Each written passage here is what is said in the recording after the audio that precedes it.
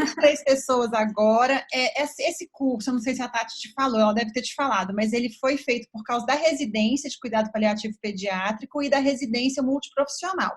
Então, muitas pessoas que estão aqui são residentes da Multi. Então, tem pessoal da Ai, que nutrição, da bom. farmácia, da físio, da fono, tá? Da Ótimo, que bom, enfermagem. então. Ótimo. Então, tá bom, gente. Então, eu vou me apresentar aqui. Primeiro, agradecer a Tati, a Carol. Tem muito tempo que eu não falava de podermóclise, porque ultimamente a gente tem falado mais de idoso, idoso, idoso, por causa das pesquisas que a gente está fazendo e tal. Mas foi ótimo para poder estudar de novo e conversar com as meninas que sempre me ajudaram nos cursos, que são a Letícia e a Raquel, que são enfermeiras da saúde do idoso lá do HC. Mas eu vou me apresentar, meu nome é Tatiana, eu sou geriatra e sou paliativista, eu trabalho na equipe de cuidados paliativos adulto do HC e estou muito feliz de estar aqui. A Tati me ensina muito, né, Tati? E hoje acho que a gente podia aproveitar esse momento aqui para a gente conversar um pouco e vocês contarem um pouco da experiência de vocês com a hipodermóclise nas crianças e nos adolescentes, nos bebês, se é que vocês já tiveram com bebês também, porque eu sei que na pediatria é um pouco diferente, né? Ou muito diferente do que é no adulto. E eu tentei buscar algumas coisas de pediatria também, mas assim, a minha experiência é mais em relação à hipodermóclise no idoso. Mas tem algumas características no idoso que acaba acontecendo também na criança em relação à hipodermóclise, que aí eu acho que a gente pode conversar mais aqui, tá bom? Então, um breve histórico, né, para vocês terem uma ideia de que a hipodermóclise não é uma coisa nova, apesar dela estar amplamente respaldada na geriatria, no cuidado paliativo e também na pediatria, ela é muito pouco conhecida. Ela é pouco ensinada nas faculdades e muito porque ela ficou um tempo abandonada, né? Inicialmente, eles começaram a utilizar lá, né, no século XIX, principalmente nas epidemias de cólera. Aí começaram a surgir os trabalhos de medicamentos utilizados pela via subcutânea e em pacientes desidratados depois. Começou a se usar na criança, inclusive para reidratação, mas acho que eles empolgaram tanto com a via que aí começaram a utilizar para tudo, e aí começaram a ocorrer as complicações. E nessa mesma época que a hipodermóclise estava sendo amplamente utilizada e começou-se a haver complicações com alguns medicamentos e soluções, a via endovenosa começou a ser melhor conhecida e mais utilizada. E com o advento das duas guerras mundiais, né, a infusão intravenosa ela ganhou uma importância muito maior. E aí a hipodermóclise foi abandonada. Mais ou menos por volta da década de 60, o movimento de cuidados paliativos começou a tomar força, né, no mundo, e aí começaram a utilizar novamente, né, hipodermóclise e começou a voltar a sua utilização em pacientes em fase final de vida e idosos.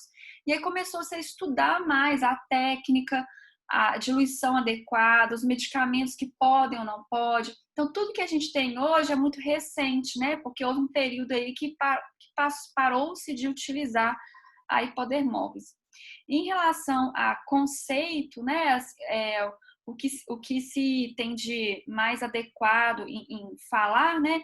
É que hipodermóclise é a administração de fluidos pela via subcutânea e que a administração de medicamentos a gente fala em administração de medicamentos pela via subcutânea, tá certo?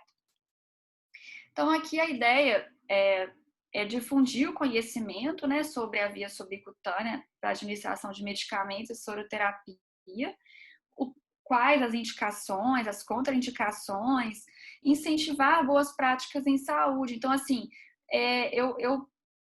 o que me motivou mais a estudar a hipodermóclise foi o fato da gente fazer muita coisa baseada só em manual. E eu não sei como que é na prática de vocês, mas assim, pelo menos nas nossas interconsultas, né, a gente se depara às vezes com muitos colegas com uma dificuldade em aceitar a utilização da via por falta de evidências mais adequadas, ou, né, não diria robustas, porque eu acho que às vezes é difícil a gente conseguir evidências robustas em se tratando de hipodermólise, né, que é que, assim, agora que está sendo mais estudada, né? Mas, assim, muitas vezes é difícil. Então, assim, mas existem revisões sistemáticas, existem ensaios clínicos e que podem nos ajudar a respaldar mais em evidências a utilização da via. Então, a gente tem que buscar essas evidências para que a gente possa ajudar os nossos colegas a ter menos preconceitos em relação à hipodermólise. Um outro preconceito também que ocorre é em relação aos nossos colegas de profissão, não só médicos, mas enfermeiros e técnicos de enfermagem.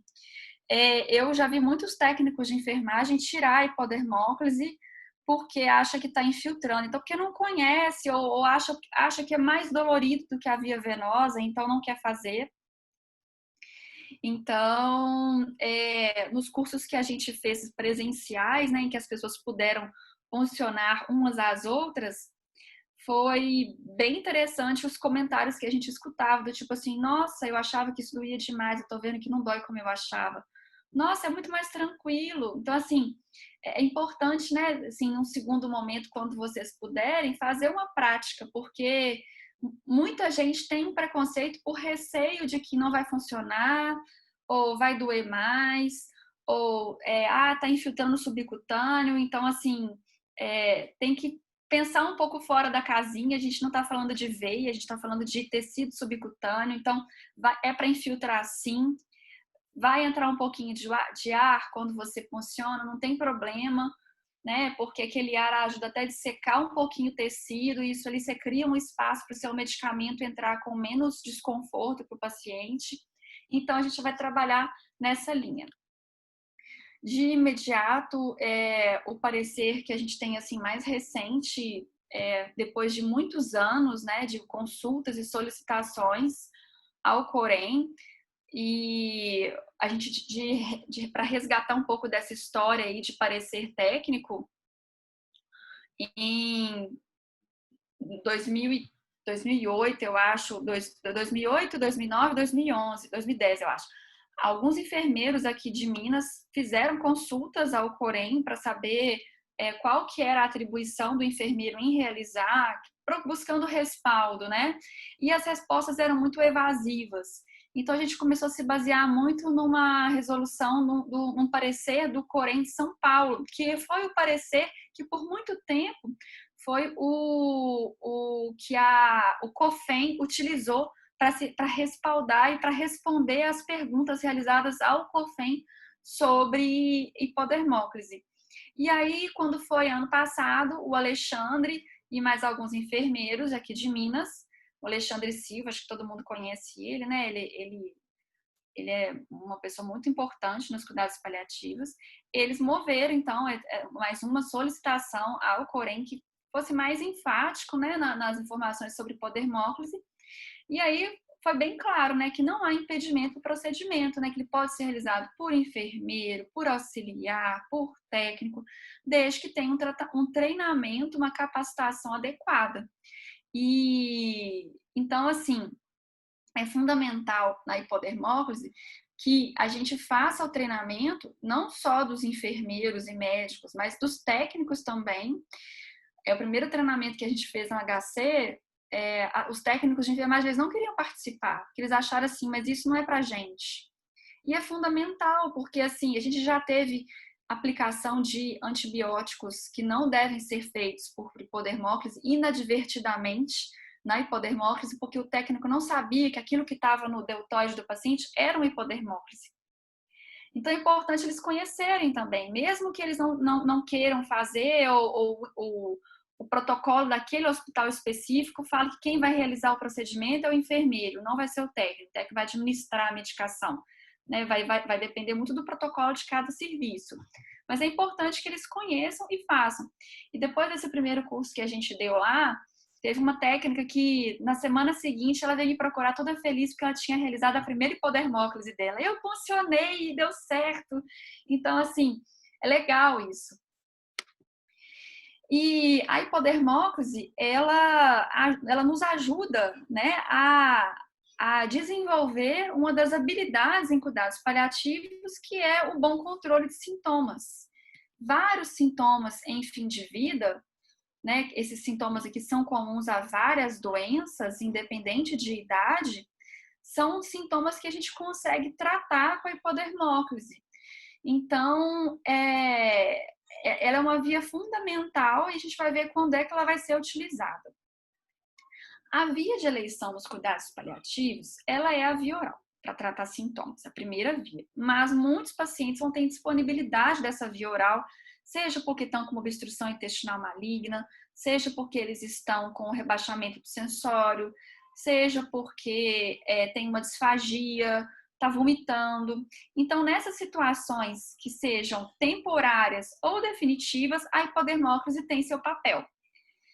Mas a gente vai utilizar a hipodermóclise quando a gente não tiver uma via já funcionada. Por exemplo, é muito comum na pediatria as crianças às vezes já terem um acesso de longa permanência. Então, não justifica funcionar a hipodermóclise. Eu já tive um paciente uma vez no adulto, só ver o bate-papo aqui, o que o pessoal tá colocando. Ah, tá. Ei, Sarinha, agora que eu vi seu oi.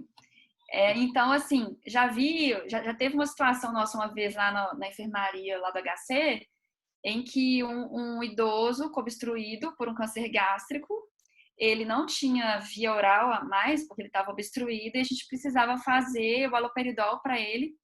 E ele tinha um acesso, como é que chama aquele acesso que é uma veia dessecada no braço? Eu esqueci o nome, é PIC, né? Eu acho que é isso mesmo. Ele tinha um acesso no outro braço e ninguém falou nada, ninguém prestou atenção, viu que ele tinha esse acesso. Aí a gente funcionou a hipodermóclise nele e beleza, funcionou, ele ficou recebendo a medicação da hipodermóclise. 5 dias depois, teve um feriado no meio aí, um fim de semana, aí que a gente ficou sabendo que ele tinha esse acesso venoso lá, que era só utilizar. Então, assim, para que funcionar uma hipodermóclise se a pessoa tem um acesso de longa permanência já funcionante, né? Não justifica, tá? A gente tem sempre que buscar aquela via que for menos dolorosa e mais confortável para o paciente, né? Buscando sempre a eficácia do tratamento também, né? E que seja uma via com menor perfil de efeitos colaterais. Opa, passou? E aí, no meio hospitalar, a via endovenosa, ela vai ser a principal. A gente sempre, quando receber um paciente, na urgência, emergência, por exemplo, independente do potencial de reversibilidade dele, na maioria das vezes, o que vai ser feito vai ser funcionar uma veia. Mas se você recebe um paciente que já tem uma caquexia, que já tem assim veias já esclerosadas por causa de medicamentos prévios, quimioterapia principalmente, essa punção venosa pode ser muito difícil. E esses pacientes costumam ser recorrentes no pronto-socorro. Então, muitas vezes, quando eles chegam, os próprios técnicos já sabem, nossa, a veia dele é muito difícil.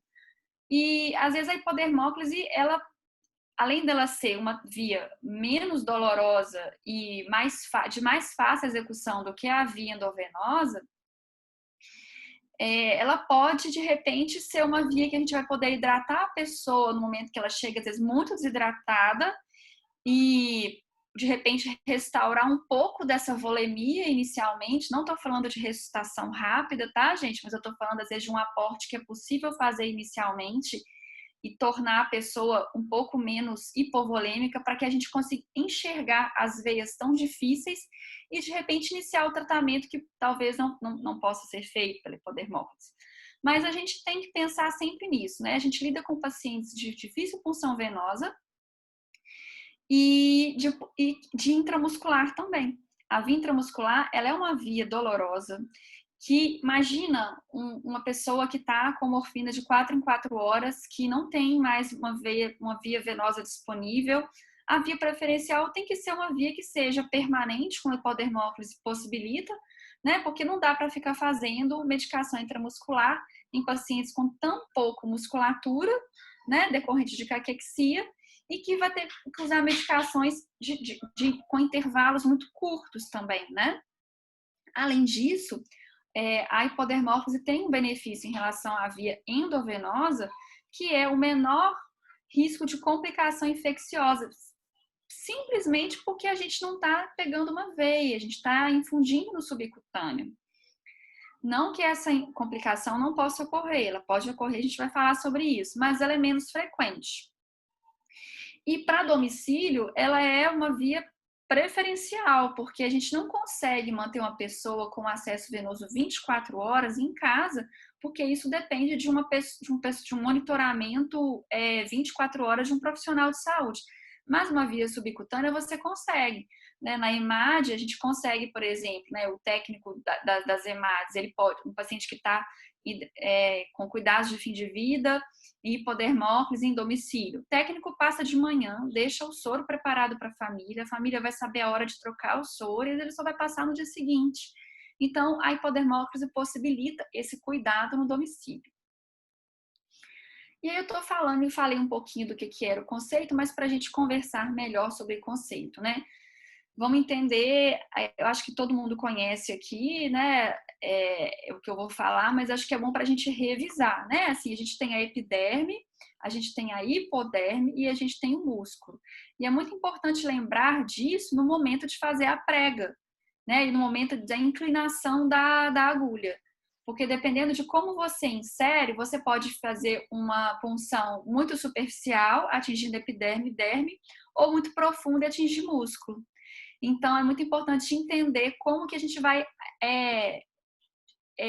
acessar essa hipoderme, né? Então, a hipodermóclise consiste em infundir medicamentos e soroterapia na hipoderme. E por quê? Porque a hipoderme ela é um tecido muito rico em capilares sanguíneos e linfáticos e ela tem uma vascularização muito semelhante ao tecido muscular. Isso que permite uma boa absorção e difusão. Vou passar aqui um pouquinho e voltar aqui depois, só para mostrar isso aqui para vocês, olha.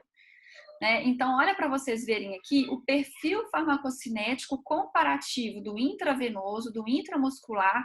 A Carol me ensinou a caneta, o apontador aqui, deixa eu usar. Então, olha só, vamos considerar que aqui é o tempo zero.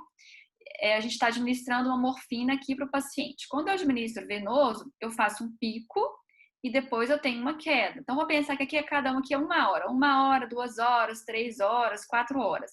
Olha que na 4ª hora, o nível sérico venoso já caiu muito. É claro que à medida que a gente for fazendo novas doses, você tende a formar um platô, né? Mas isso é ao longo de dias. Mas inicialmente, a gente vê aqui, ó, que você tem um descenso importante, né? Mas a via intramuscular, esse descenso é um pouco menor, apesar de a gente não fazer pico, a gente tem um nível sérico até razoável. E aí a via subcutânea, a gente não tem uma concentração inicial tão alta, igual a via venosa e a intramuscular. Em relação à via venosa, esse atraso é em torno de 15, 30 minutos, e em relação à via venosa, em torno de 15 minutos. Mas uma característica, uma vantagem muito grande aqui é essa aqui, olha, você tem uma concentração com uma menor flutuação. Então, imagina que aqui a gente está dando, ó, 1, 2, 3, 4. Aqui a gente está dando a segunda dose, né? Você vai ter de novo esse novo piquinho aqui no subcutâneo. E aí a gente tem menor flutuação. E olha por que a via oral ela é boa, não é só porque a gente não vai invadir. Ela tem a menor flutuação ainda do que as outras vias. Então, na indisponibilidade da via oral, a via subcutânea ela é muito boa, porque além dela ser mais simples, mais segura e mais fácil, ela ainda me permite ter uma menor flutuação da concentração do medicamento. Isso acaba influenciando no melhor controle de dor, melhor controle sintomático. Voltando aqui às vantagens, então, o que tem de listado de vantagens da hipodermóclise? né? Como eu já falei, em relação à técnica, mas não falei ainda. Ela é tão efetiva quanto a via endovenosa. Quando o medicamento ele é compatível com a via subcutânea, é porque ele tem uma efetividade semelhante à via endovenosa. Então, por isso que a gente usa. É uma técnica simples, rápida e que demanda menor tempo na execução. É menos invasiva, como eu já falei, né? É fácil inserir, permite maior conforto e mobilidade do que a via endovenosa. Por quê? Porque eu não preciso de manter uma solução para a patência do cateter. Né? Assim, eu posso fazer minha medicação, fechar e aquela pessoa não ficar lá de pendurada num frasco, num equipo, né, se não for uma hidratação contínua. Mesmo a hidratação, é descrito poder fazer isso em bolos, né? Fazer, por exemplo, assim, bolos de hidratação em alguns momentos do dia e aguardar a absorção daquilo. Eu vou, sinceramente, assim, isso tem descrito, isso é feito em algumas instituições de longa permanência, mas eu particularmente não gosto, porque, assim, quando você faz uma infusão mais rápida de volume, você vai fazer bolsão, e isso pode gerar dor e desconforto e a perda do acesso. E uma outra vantagem é que não utiliza nenhum vaso do sistema venoso ou arterial, então não tem risco de trombose ou de embolia, isso dispensa heparinização. As complicações, elas podem ocorrer, mas elas são raríssimas, que é mais calor, edema no local. E se acontecer, tira o acesso. Se tiver sinal de celulite, faz compressa e logo, logo resolve na imensa maioria das vezes. E ela é mais segura, porque quando a gente usa gel ou Vialon, eu vou mostrar para vocês, a agulha não fica inserida no paciente, né? Igual, por exemplo, o scalp ou outros acessos, que às vezes a punção é mais difícil e tem menor segurança para a pessoa que está puncionando. Então, a hipodermóclise, ela é muito segura. Dentro das vantagens ainda, aquilo que eu já falei, né, da menor flutuação dos níveis séricos, as infusões podem ser administradas por gravidade, evitando a necessidade de bomba de infusão. Olha que legal. Às vezes a gente faz uma prescrição para domicílio, né? Infusão gravitacional. Deixa ela pingando, porque o próprio subcutâneo, ele tem um limite de absorção. Então, assim, eu abri, se eu deixar o equipo aberto, vai correr tudo de uma vez? Não necessariamente. Dependendo do subcutâneo da pessoa, pode demorar muito para infundir. Permite a administração de medicamentos compatíveis na mesma infusão. Sim, a gente consegue fazer o que a gente chama de mesclas, né? São as misturas. Isso é fundamental, inclusive, para domicílio. Por exemplo, eu vou colocar na mesma solução dipirona com morfina. Mas a gente não vê isso escrito em lugar nenhum. Porque a gente procura em literatura em língua portuguesa, espanhol e, em sua maioria, em língua inglesa. E o metimazol, que é a dipirona, por exemplo, a gente não vai encontrar em inglês. O pessoal da Alemanha, né, o pessoal do cuidado paliativo de Munique, eles estudam muito mistura. Tem uma farmacêutica lá, que é a Constance Remy, que a dissertação de mestrado dela foi sobre misturas. Ela misturou vários medicamentos na hipodermóclise com vários tipos de concentração. Então, a partir desse trabalho dela, em alemão, ainda bem que existe Google Tradutor, foi possível que a gente, né, conseguisse identificar as melhores formas de fazer essas mesclas, essas misturas no adulto. A hipodermóclise também. Ela permite administrar medicamentos sem diluição ou em soluções mais concentradas. Quando eu comecei a estudar hipodermóclise, eu diluía tudo. Tudo eu prescrevia com diluição. E aí eu comecei a ver que lá fora o pessoal não fica diluindo demais. E, na verdade, o que dita a diluição é o volume da seringa. Porque lá fora o pessoal faz hipodermóclise na Syringe Driver. Eu não sei se vocês têm disponibilidade de Syringe Driver no CGP. Eu sei que nos CTIs pediátricos, às vezes, CTI adulto pode até ter. É a bomba de seringa, Tatiana? Sim. Oi? É a bomba de seringa? Isso, a Syringe Driver, a bomba de seringa. Tem serviços que tem a bomba. Eu tô pedindo uma bomba pro paliativo adulto, já tem alguns mais de 6 meses que eu pedi lá na CCQM, que é a central de compras lá do HC, e aí estão me enrolando, porque tem no hospital, mas eles falam assim, a gente consegue 2 para vocês. E pronto, se você conseguir uma, já me ajuda muito, mas até hoje a gente não conseguiu nenhuma. Mas é esse volume da seringa que dita a diluição na maioria dos textos que a gente lê lá de fora. Porque eles não são como a gente que liga no soro, que liga na bomba de infusão. Eles têm a syringe driver para fazer a hipodermóclise. E aí tem seringa de 20, de 30 e de 50.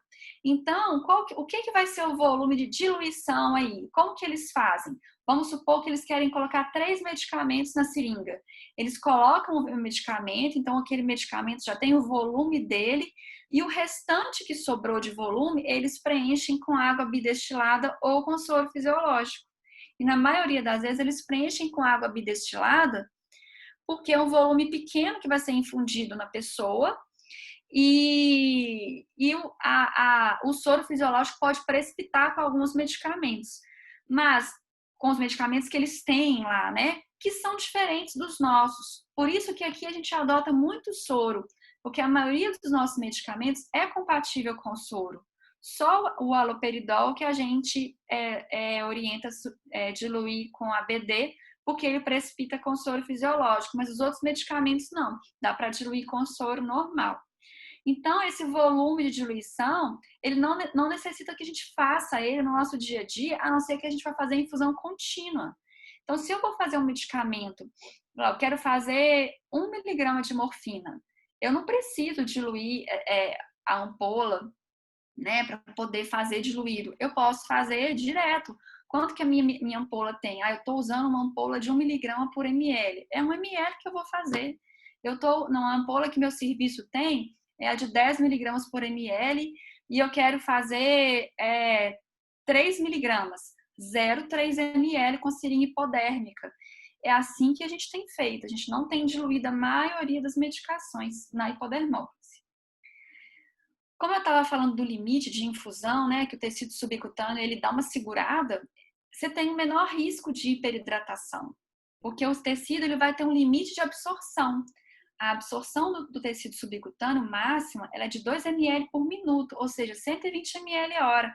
Então, mais do que isso, o tecido não vai dar conta de absorver rapidamente e vai acabar formando bolsão.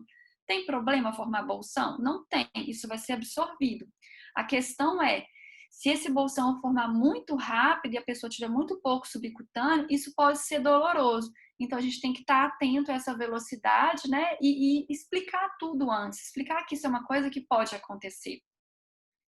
Para pacientes em final de vida, a hipodermólise é a melhor alternativa, né? E como eu falei, ela pode ser usada na atenção domiciliar. Desvantagens. Pode falar? Oi? Não? Então tá. Desvantagens. O volume e a velocidade de infusão limitado. Então, se eu tenho que infundir grande quantidade de volume, talvez eu não consiga utilizar a hipodermólise para isso. Mas eu gosto muito de dar um exemplo pessoal meu. Uma vez eu admiti num plantão na Santa Casa, quando eu era residente lá, um idoso, 70 anos, que ele era paraplégico por um TRM, trauma raquimedular. E aí ele chegou super desidratado, ele tinha uma bexiga neurogênica, ele estava com uma infecção urinária e ele não tinha veia alguma para o pessoal continuar o antibiótico que já tinha iniciado na UPA para ele. E aí, o volume de 120 ml hora também é utilizado em pediatria, que alguém colocou aqui. Sim, pois esse volume que eu falei é a taxa de absorção textual. Não é a velocidade máxima de infusão, não. Isso a gente vai falar depois, tá? Mas esse velhinho, então, ele chegou muito desidratado, ele precisava de uma via para iniciar antibiótico, ceftriaxona. E aí o pessoal ia solicitar a cirurgia geral no plantão para pegar um acesso venoso central para hidratar e dar ceftriaxona para ele. Aí a gente falou assim, vamos tentar hipodermólise. Aí pegamos hipodermólise, uma em cada subclavicular e vamos infundindo. 3 horas depois, eu fiz isso a 60 ml hora, cada uma. 3 horas depois, ele chegou muito sonolento. ele despertou, ele ficou muito alerta, assim, falou assim, eu tô com fome, me dá alguma coisa para comer. Aí já era possível ele conseguir ver veia nele. Aí o pessoal que não estava confiando muito nas minhas hipodermóclises foi lá e falou assim, não, nós vamos pegar uma veia nele. Mas por causa dessa hidratação, nessas 3 horas com 2 hipodermóclises, eu consegui dobrar a minha taxa de infusão sem tornar o acesso muito sobrecarregado com um volume rápido e conseguir restabelecer a volemia dele. Então, a gente tem que utilizar a técnica a nosso favor para a gente poder ajudar o paciente. A absorção é variável, ela vai ser influenciada por perfusão e vascularização, e isso vai interferir no sítio de punção. Aqueles sítios menos vascularizados e menos perfundidos, a gente vai evitar. E eu não estou falando só daqueles habituais que a gente vê nos manuais, como proeminências ósseas, regiões de articulação só, não. Eu estou falando também de tecidos que já estão assim comprometidos por irradiação prévia, por cirurgias prévias. São locais que a gente vai evitar. Pergunta aqui, ó, Tati, você deixa uma hipodermóclise exclusiva para a dipirona ou faz no mesmo acesso com intervalo entre a dipirona e outras medicações? Carol, o que acontece? Em alguns manuais, a dipirona é colocada como via exclusiva, mas ela não precisa ser via exclusiva. Ela é compatível com vários medicamentos. Eu vou mandar para você o trabalho da Constance, porque ela testou a dipirona com vários medicamentos em várias concentrações. Então, por exemplo, escopolamina, morfina, são todos compatíveis com dipirona. Então, a gente mistura. Inclusive, no material que a gente fez para o CONAS agora, isso no mesmo acesso. O material que a gente fez para o CONAS agora, para o país inteiro, né, para paliativo no idoso com Covid, a gente até colocou umas sugestões de mistura lá, em que a gente coloca a dipirona com a morfina e com a escopolamina, porque é viável e tem na literatura. Lá eu até coloquei a referência da Constance. E essa farmacêutica, ela é super acessível. Na dissertação dela, ela criou um banco de dados, um site que qualquer um de nós pode se cadastrar, e lá tem todas as informações dos medicamentos testados. Depois eu mando o link para vocês. Tem um portal de pesquisa que chama ResearchGate, ela tá lá. Tudo que eu peço para ela de artigo, ela me manda. Então, assim, a gente tem que buscar com os alemães sobre a dipirona, porque ela nasceu lá e ela é mais estudada lá do que em qualquer outro lugar do mundo. E eles usam amplamente lá. Então, a gente tem que sair um pouquinho da casinha de literatura só em língua inglesa, né? Então, assim, ainda bem que existe o Google Tradutor, porque senão eu nunca teria chegado nesse pessoal, entendeu? Então tem essa questão da absorção, né? E a limitação de medicamentos e eletrólitos que podem ser infundidos. Então, dependendo do pH, dependendo do tamanho da molécula, a gente não vai conseguir fazer na hipodermóclise porque pode precipitar, pode ter necrose tecidual. Então, assim, alguns manuais colocam, por exemplo, para fazer clorpromazina. Eu não vou esquecer, no congresso que a gente teve aqui em BH, o brasileiro, né, o Internacional de Paliativo, em 2018, tinha 3 pôsteres com necrose de subcutâneo por administração hipodermóclise de clorpromazina. Então, assim, a gente tem que tomar cuidado, ver realmente, né, que medicamentos que podem ser infundidos, e às vezes é difícil achar essas informações em sites médicos ou de literatura médica ou de enfermagem. O Micromedex tem pouca coisa de hipodermóclise, mas às vezes é o lugar que a gente começa a encontrar. E a Austrália e a Nova Zelândia, eles têm muita coisa sobre medicamentos, essas avaliações do que é compatível ou não na hipodermóclise. Então, são países que a gente consegue ter mais textos sobre isso, sobre o que é compatível ou não. E aí vem a questão do mecanismo de absorção, que eu já tinha comentado, né, que são os capilares sanguíneos e linfáticos da hipoderme. E a gente tem fatores que interferem nessa absorção, como a matriz extracelular, que vai ser a primeira barreira mecânica, e a gente tem formas de driblar essa matriz extracelular. Uma forma disso é a hialuronidase.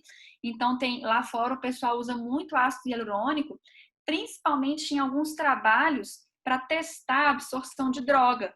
Então, por exemplo, o único estudo que estudou a ampicilina na hipodermóclise, o cara administrou o ácido hialurônico junto.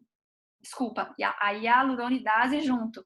E aí, no final, na conclusão dele, ele fala assim, olha, eu não sei se absorveu melhor porque eu usei a hialuronidase ou porque a população que eu usei tinha uma melhor clearance renal comparada com a outra. Foi um fator de confundimento aí. E ela realmente, o que a hialuronidase faz? Ela quebra a matriz. Então, ela torna essa absorção mais rápida, com menos desconforto para o paciente. Ano passado, eu fui buscar se tinha hialuronidase aqui em BH, porque eu fiquei bem interessada para a gente usar isso lá no nosso trabalho, no dia a dia, né? E eu não consegui encontrar. Você encontra muita manipulação para fins dermatológicos, mas na formulação farmacêutica que é utilizada na via subcutânea, a gente não tem isso disponível, pelo menos aqui em BH. A carga da molécula também vai interferir, então moléculas que têm carga negativa são melhor absorvidas, e tamanho da molécula também, como eu já tinha falado, né? Então, assim, as moléculas maiores, elas não vão passar nos capilares sanguíneos, elas vão passar pelos capilares linfáticos, mas muitas vão passar. Os fluidos, eles vão depender das forças hidrostáticas e osmóticas, do equilíbrio dessas forças. Então, assim, não adianta eu aumentar muito a minha velocidade ou eu colocar uma infusão com muito pouco soluto, porque o equilíbrio da força hidrostática osmótica ele vai ser rompido. E aí vai ter o bolsão. É muito interessante quando a gente compara a infusão de soro fisiológico com o soro glicosado isotônico. O soro glicosado isotônico sem nenhum eletrólito, ele forma muito mais bolsão do que o soro fisiológico. Então, tem que ter um pouquinho de eletrólito na solução para evitar esses bolsões em que tem maior propensão a fazer bolsão. Por exemplo, criança e idosos frágeis. Ainda em relação aos mecanismos de absorção, né, o transporte de medicamentos vai ser por difusão simples e o dos fluidos pela via linfática. E uma regra assim, máxima que ajuda a gente na hipodermóclise é essa, que quanto mais baixa for a velocidade, melhor vai ser essa difusão e perfusão e mais próximo a gente vai estar da taxa de a velocidade de infusão do tecido, a taxa que ele dá conta de absorver, né? E aí, então, a gente começa devagarzinho e vai aumentando conforme a tolerância da pessoa. Aqui eu já mostrei as indicações. Então, quando é que eu vou pensar em hipodermóclise? Não tem via oral, não tem acesso venoso, tem uma desidratação, mas eu não preciso fazer ressuscitação volêmica. E quando tem uma necessidade de infusão contínua em domicílio. Essas são as principais. As contraindicações, a recusa do paciente, que é raríssimo. Quando a pessoa entende que ela vai ter menos desconforto, menos picadas, ela fica muito mais aberta a permitir que o procedimento seja realizado. A nasarca é uma contraindicação realmente, porque você não vai encontrar um sítio com absorção adequada, né? Aquele sítio que já tem um edema, a absorção vai ser mais errática. Então, a nasarca realmente, ela compromete. Trombocitopenia e coagulopatia graves. Não há na literatura um limite para coagulopatia e trombocitopenia que possa dizer para a gente qual seria o limite para poder utilizar a hipodermóclise. A gente já teve pacientes com cirrose hepática muito avançada, que tinha plaqueta de 30.000 e que a gente manteve hipodermóclise sem nenhum sangramento. Infecção cutânea generalizada, realmente vai ser impossível da gente fazer hipodermóclise. E aqui eu chamo atenção não só para infecção, mas para infiltração cutânea. A gente já teve um caso de uma idosa que ela tinha uma carcinomatose cutânea do câncer primário dela, não estou lembrada qual era o foco primário. E a gente fez hipodermóclise nela e ela não respondia ao tratamento. porque a pele dela era muito infiltrada, era um subcutâneo que não dava para a gente acreditar, confiar. E aí a gente acabou pegando um acesso mais definitivo nela. Só para vocês entenderem por que a gente não pegou o acesso definitivo inicialmente, porque ela recusava acesso venoso, ela só tinha permitido a hipodermóclise e o acesso dela teria que ser guiado com ultrassom, e no final ela fez esse acesso sedada, para vocês terem uma ideia. Enfim, e por último, a contraindicação é uma desidratação grave, um choque que necessita de ressuscitação volêmica rápida. Procedimento. Então, inicialmente, é necessário preparar a criança e a família, explicar o que vai ser feito, como que vai ser feito, o que pode acontecer depois, para que a criança entenda, né? Vocês lidam com isso e veem como que é invasivo qualquer procedimento, como que para a criança é muito pior, né, do que para um adulto, né? E aqui, quando eu falo adulto, eu estou pensando nos mais frágeis, com alteração cognitiva, que eles também passam por essa questão, né, de não compreender o que é aquela invasão. E no meu caso, né, de um idoso, por exemplo, com demência, se ele não compreender, ele pode ficar irritado com aquilo e tentar se defender da pessoa que está tentando funcionar. Então, assim, a criança ela tem que compreender, né, o que vai acontecer, se possível, né, e a família também. E isso vai melhorar a aceitabilidade. O ENLA, ele é muito descrito nos manuais de hipodermóclise em criança de outros países, mas eu não sei como que é essa experiência realmente na prática. Eu já usei anestésico tópico. Alguém já está me dando a resposta aí, ó. Deixa eu ver qual que é a resposta. Não existe mais para comprar. Ah, tá. Mas depois eu queria falar, tem outro anestésico tópico, eu esqueci o nome dele, que eu comprei quando a Laura teve que furar o brinco de novo, sabe? E é um da Axê. Eu vou pegar, eu não tenho ele mais em casa porque a gente teve um paciente que estava precisando de um anestésico tópico e eu levei lá para o hospital. Ele não é gel, ele é branquinho, sabe? Eu não tô lembrando o nome dele aqui agora, mas ele é da Axê. Se você procurar anestésico tópico da Axê, vocês vão achar. Eu comprei na Pague Menos, comprei rapidinho, fácil de achar. E funcionou, sabe? Eu apliquei em mim também para testar e realmente aquela região ficou realmente anestesiada. Talvez pode ser uma coisa que ajuda, né? Eu não sei se vocês já tentaram alguma vez utilizar um anestésico tópico para hipodermóclise, mas uma coisa que eles usam muito lá fora também é o gelo. Aplicar uns 5 minutinhos de gelo no local antes da punção. Aí a Sarinha tá falando aí, ó, lidocaína gel transdérmico. Aí, Sarinha, eu vou copiar isso aqui para depois eu colar nessa aula. Dermomax, é isso mesmo, Carol.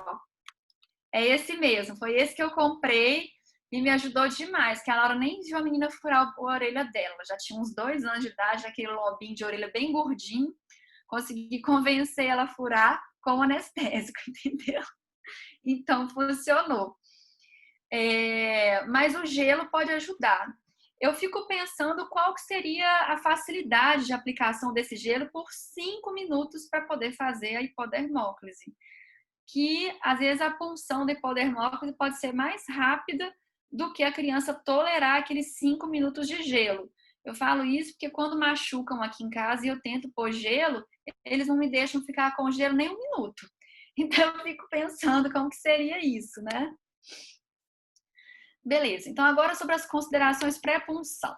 Eu queria só comentar sobre os dispositivos, porque a gente sempre utilizou scalp e quando foi em 2017, a Anvisa, num manual de prevenção de infecção relacionada à saúde, soltou uma parte de hipodermóclise. E essa parte de hipodermóclise desse manual da Anvisa é a tradução, tipo assim, tradução assim, não tem uma palavra que foi mudada, foi exatamente a tradução de um capítulo que é o Continuous Subcutaneous Infusion and Access Device do Infusion Therapy Standard of Practice, que é da Infusion Nursing Society.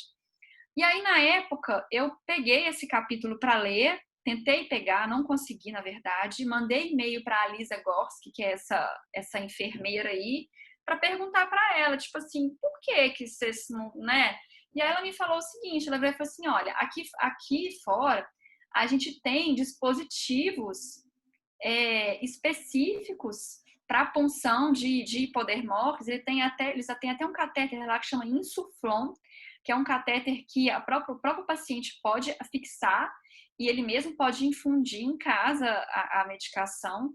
Me parece que em alguns países de língua língua espanhola, não estou lembrando qual país, aqui na América Latina, isso é feito em casa, os próprios pacientes eles conseguem de colocar o dispositivo e fazer a infusão da medicação.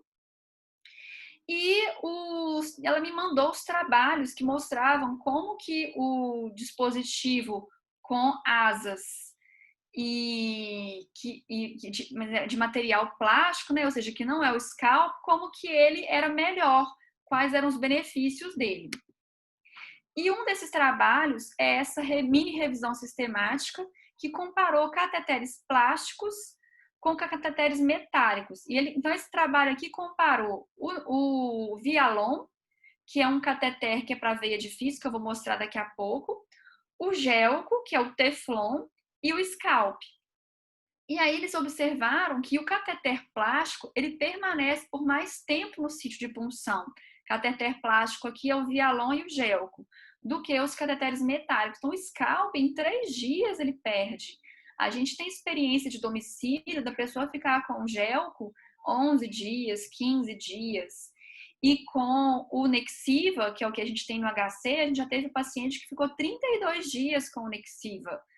E ele faleceu, por isso que ele não ficou mais tempo. Então, mesmo catéter. Isso para o paciente é muito bom. Imagina que ele tomou uma furada em que ele pode tomar vários medicamentos e soro por ali, sem a gente ter que ficar furando ele sempre. Isso para o paciente é muito bom, né?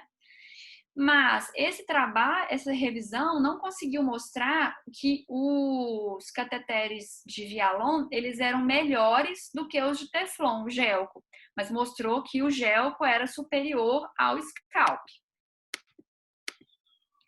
E aí veio esse trabalho aqui lá de Singapura, não é? Isso, é de Singapura, em que eles compararam os 3 cateteres, né, em relação à segurança, ao material e o mecanismo de estabilização. E o problema maior do scalp, além da questão do risco de lesão por agulha, porque você deixa a agulha no paciente, é a questão do níquel. Então, muitas vezes o acesso é perdido por reação alérgica ao níquel, que não acontece nos outros 2 cateteres. O catéter de poliuretano, que é o Gelco, o único problema dele é em relação à fixação. Porque como ele não tem asa e a gente tem que usar um extensor, e esse extensor, às vezes, se ele for muito pesado, ele pode ajudar esse cateter a deslocar. E dependendo da qualidade desse poliuretano, ele pode colabar, ele pode ficar grudado e a gente perder esse acesso. Então, a gente não tem evidências que consigam nos mostrar que o Vialon é melhor do que o Teflon, né, o Gelco, mas ele tem asa, ele é mais leve, o circuito de preenchimento dele é de um volume menor. Então, assim, apesar de não ter uma força de associação, né, a gente consegue observar que ele pode sim ter maiores benefícios. Em relação às complicações locais, sem dúvida nenhuma, com scalp foi mais, né, o maior número de reações locais, de complicações mecânicas, o Gelco pela falta de asas, e o tempo de permanência, vocês podem ver, né, o que a gente vê na prática, o que eles mostraram nesse trabalho também, né, que a durabilidade do cateter, ela aumenta à medida que ele melhora o seu dispositivo de fixação. Aqui a gente tem o Gelco, que todo mundo conhece, né? Para hipodermófilos, a gente usa o 22 e o 24, sendo que o 24 ele é preferido por ser mais fino. Ele necessita de um extensor. Existem extensores de monovia que são preferidos por serem mais leves e ter um volume de preenchimento menor. Isso é bom. E a gente tem o Vialon, que é esse catéter aí, que existe o SAF-T íntima. Os serviços de São Paulo e os manuais que existem fora daqui utilizam muito o SAF, Lá no HC a gente tem o Nexiva por uma questão de, tá vendo essa coisinha aqui, olha, no amarelinho, esse aqui é o Nexiva, esse amarelo. Essa tampinha aqui, no SAF, ela não vem, o Nexiva já vem com ela. Então, por isso que no HC é Nexiva, mas o resto do mundo que usa cateter de vialão para hipodermóclise usa SAF. A técnica de punção eu vou mostrar para vocês, ela é muito semelhante. E o grande problema desses cateteres é o custo. Então, assim, enquanto o Gelco custa tipo R$1, R$2, um cateter de vialon no mercado, né? Se for numa loja de material médico comprar, ele é mais de R$40, mas para o hospital ele sai mais barato, sai em torno de R$25 por aí. Então, eles são mais caros, mas necessitaria fazer uma análise de custo-benefício. Isso aí eu até procurei uma vez um laboratório para a gente poder fazer esse estudo, mas eles não tiveram interesse. Porque assim, a gente não usa só o gelco, né? Tem o gelco, tem o extensor, a durabilidade é menor, tem a questão do benefício para o paciente também, de ter menos picadas, menos furadas. Então, valeria a pena ter esse tipo de avaliação para que a gente pudesse pensar melhor, né, qual que seria a melhor opção. Na prática, o que a gente tem de melhor opção vai ser o gelco, que ele é a primeira escolha, né, e é o que a gente tem de mais acessível. E aí eu quero comentar em relação ao preenchimento do circuito do catéter. Eu vejo que para quem é da enfermagem, é muito difícil fazer uma punção sem preencher um cateter. Mas eu acho que isso vem muito da forma como é ensinado em relação à punção venosa. Mas aqui a gente não está falando de veia, a gente está falando de subcutâneo. Como eu falei mais cedo, ter um pouquinho de ar no subcutâneo não é ruim e pode até ser bom, porque você disseca um pouquinho o tecido e ali vai doer menos na hora de você infundir o que você quer fazer ali. E o preenchimento do espaço morto, né, de um SAF, ele é 0,1 ml, de um Nexiva 0,2. Então é muito pouco ar sendo infundido. Mas se a gente for considerar o gelco e o extensor, né, se for um extensor de dupla via, esse volume vai ser de 1,5 ml. Então imagina que você precisa infundir 1 ml de medicamento. E aí você preenche o seu circuito com 1,5 ml, né, no gelco e no extensor, com soro para poder preencher o circuito para não entrar ar. Você colocou 1,5 ml de soro ali, inerte, né, que não vai ter nenhum efeito terapêutico, e o volume final vai ser de 2,5 ml ou mais, ou seja, vai causar dor, porque a gente tem um limite de bolos. O bolos no adulto, acima de 2 ml, ele dói, ele incomoda. Então, a gente pode ficar mais tranquilo em não preencher o catéter. Essa quantidade ela é realmente insignificante, não há necessidade. Os livros, textos e os artigos que falam em relação ao preenchimento falam muito mais em relação às boas práticas em saúde do que em realmente ter alguma evidência ou alguma justificativa de benefício em preencher, né? Então, assim, não tem nenhum lugar falando que não pode preencher, mas também não tem nenhum lugar conseguindo mostrar que necessita preencher. Então, vai ser muito da tranquilidade de cada um para preencher ou não. Desculpa. Uma das fundamentações para preenchimento que o pessoal fala é verificar qualquer falha no funcionamento do catéter antes da inserção. Mas isso aí a gente pode fazer sem ter que manter o líquido ali no circuito do cateter, né? E tá. Então, em relação aos sítios agora. Sítios de punção. A gente tem que considerar a mobilidade, o conforto da pessoa, o estado mental. Então, se é uma pessoa que está confusa, agitada, eu puncionar subclavicular, ela pode arrancar. Às vezes, o interescapular vai ser melhor. As condições da pele para a escolha do sítio. Talvez seja necessário fazer uma tricotomia e a gente tem que deixar os sítios com menor espessura de subcutâneo para medicações. Então, subclavicular eu vou preferir para medicação. Coxa e abdômen eu vou preferir para volume. E se for uma infusão contínua com necessidade de resgate, às vezes é interessante a gente considerar duas punções, deixar uma para resgate e a outra para infusão contínua. Por quê?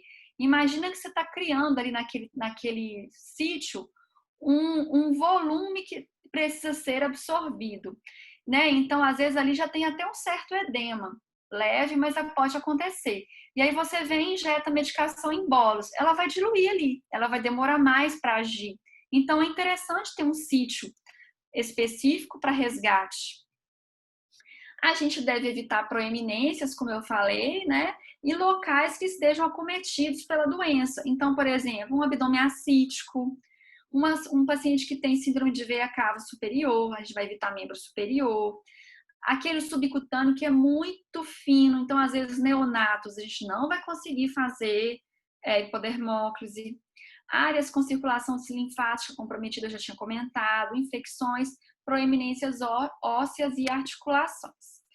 E aí, os sítios de punção, eles são muito semelhantes ao do adulto, né? Assim, não tem grande diferença, tá? São esses mesmos aí, essa figurinha do manual da pediatria, né? Da via subcutânea em pediatria. E essa outra aqui é do Royal Children, lá de Melbourne, em que eles preferem não fazer subclavicular, eles acham que para criança é pior.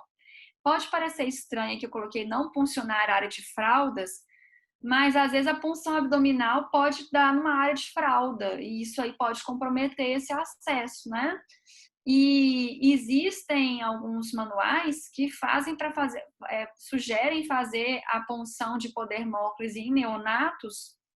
Eu já vi algumas fotos disso, mas assim, eu achei muito estranho fazer no tecido subcutâneo do bumbum.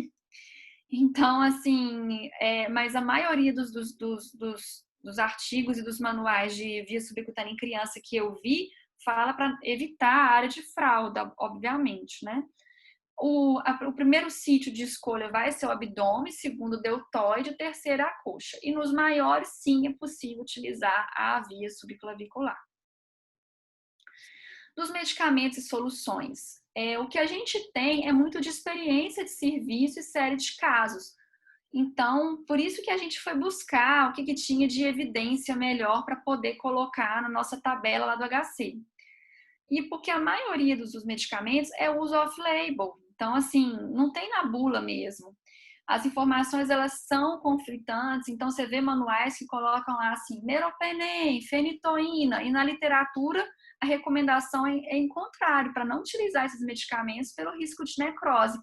Que além de você não ter relato de utilização e estudo dessas medicações na via, você tem relatos com necrose.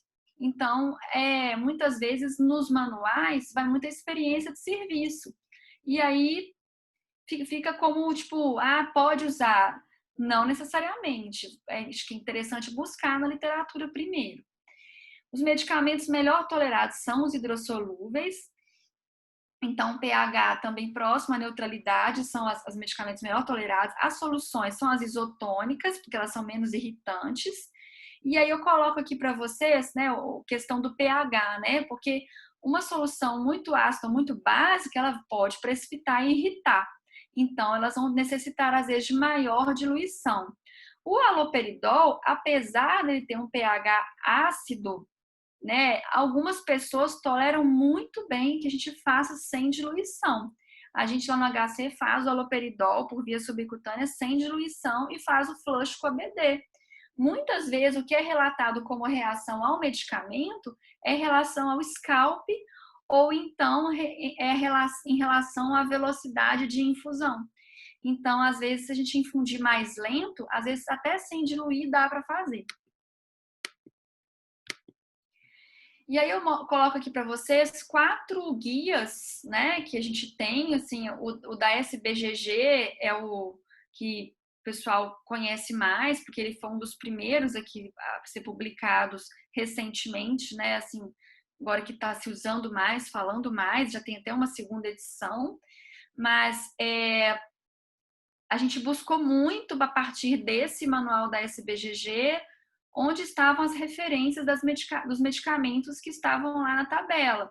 E a gente buscou, inclusive, com os profissionais que montaram esse manual, e alguns medicamentos eles falaram, não, a gente colocou também coisa que era experiência nossa de serviço, que é válido no paliativo. A gente não vai conseguir produzir um volume de evidências em tudo no paliativo, porque um dos critérios de qualidade de estudo é tempo de segmento, e esse paciente em podermóclise, ele morre rápido.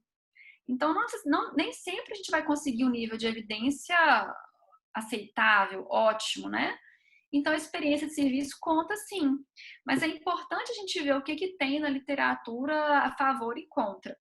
O manual de terapêutica segura no idoso é o manual que a gente lançou ano passado, a professora Edgar, lá da geriatria, em que nós, do paliativo, fizemos um texto, foi uma revisão narrativa sobre hipodermóclise, e lá a gente lançou a nossa tabela de via subcutânea com os medicamentos que a gente conseguiu ver na literatura. E aí a gente tentou colocar nessa tabela o que realmente a gente viu que tinha evidência em revisões na literatura, estudos de farmacocinética, estudos comparativos com a via endovenosa, enfim, que realmente a gente teria uma maior segurança em aplicar. Na geriatria, acredito que também na pediatria, a gente tem um foco muito alto assim, na segurança do medicamento, né? Muitas vezes a segurança ela vai ditar mais a nossa prescrição do que realmente a eficácia demonstrada. E o único medicamento que não tem nesse manual, que recentemente saiu na literatura, é a Utazocin.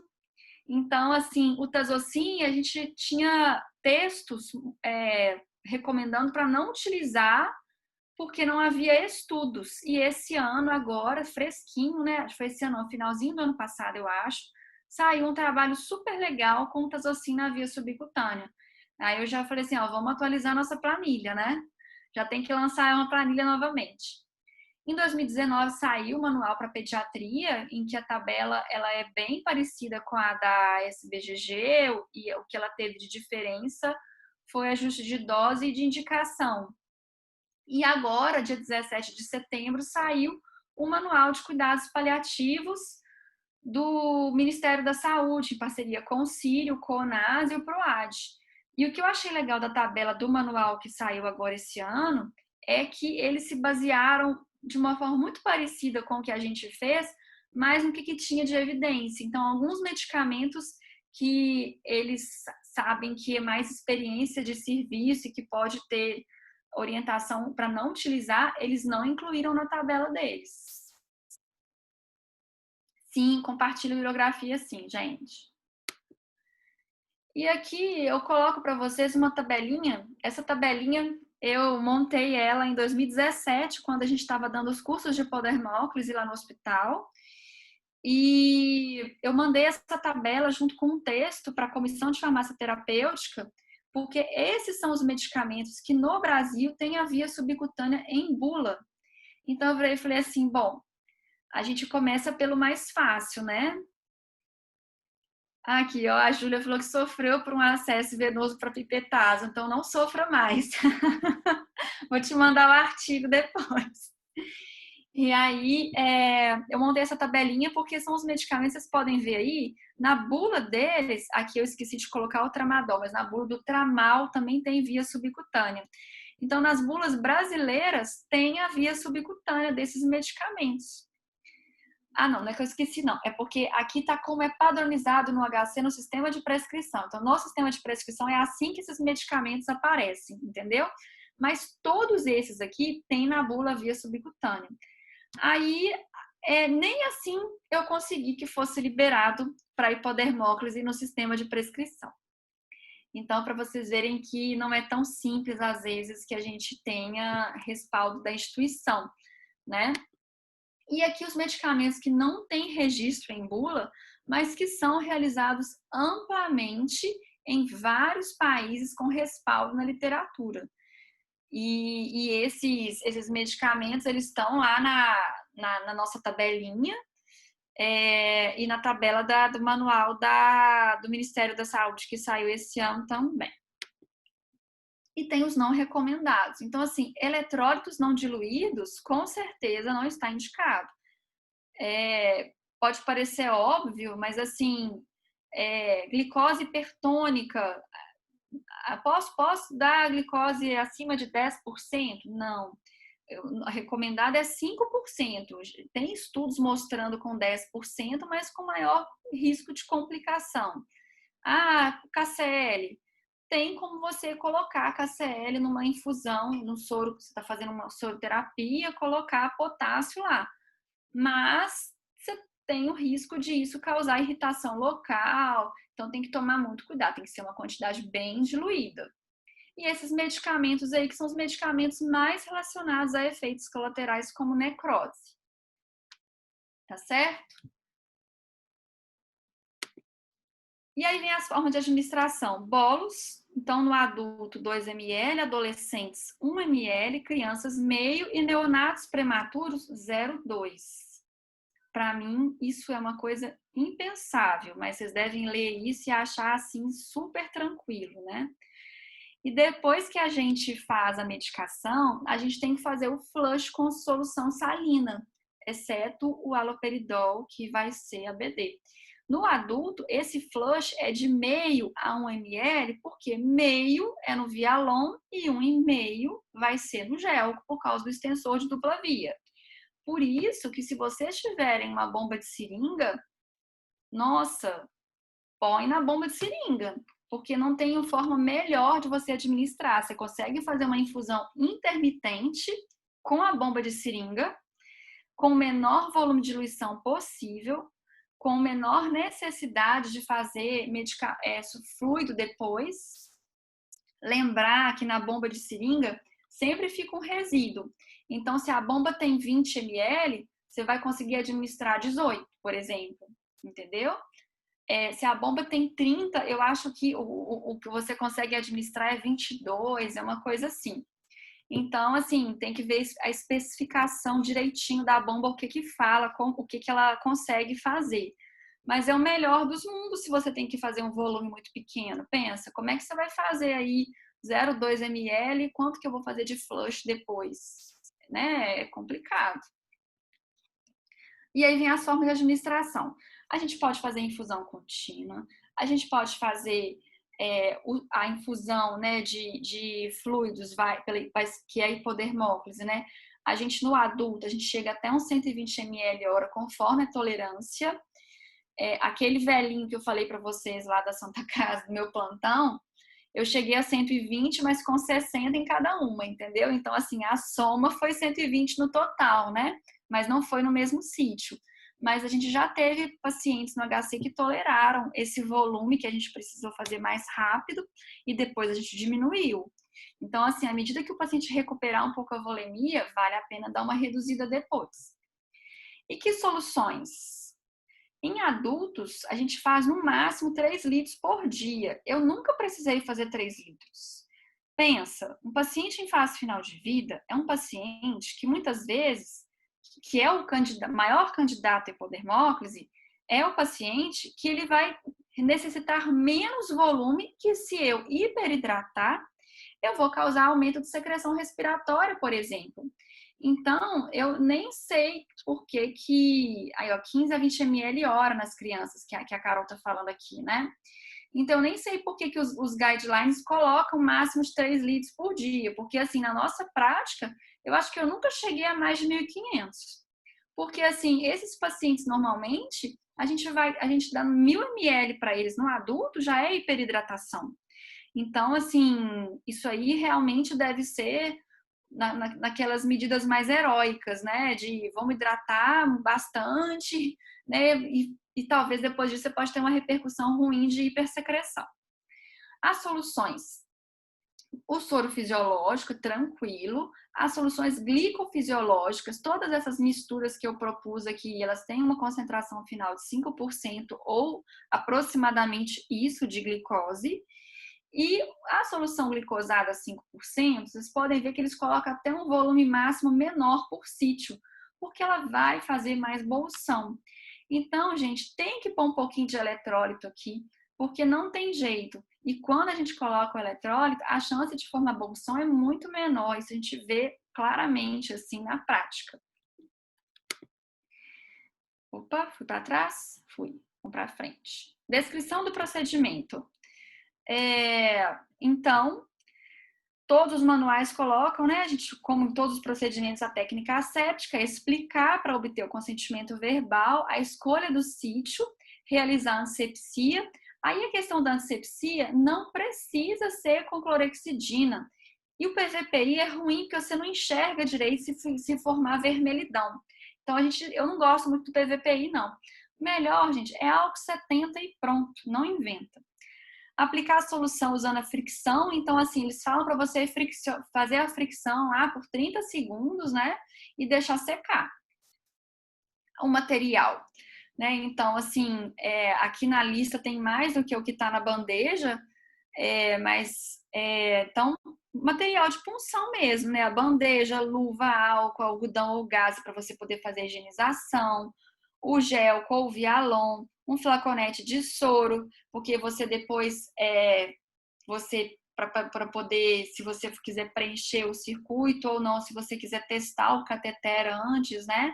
Ou mesmo se você quiser infundir já ali um medicamento, então já coloca o seu medicamento aí preparado na bandeja. A agulha, que é para aspirar, né, a solução aí que você pode precisar. A seringa, que você vai aspirar depois para ver se você não pegou vaso.